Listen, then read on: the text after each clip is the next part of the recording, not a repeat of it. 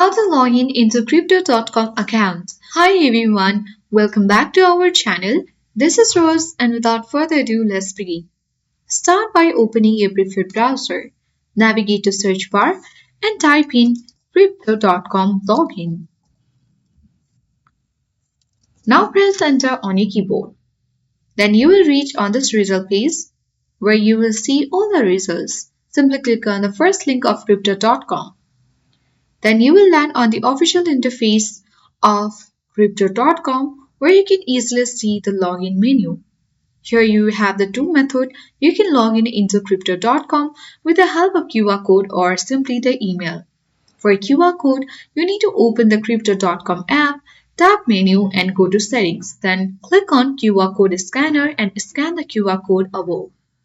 When you go to email, you need to enter your email address and click on the login button.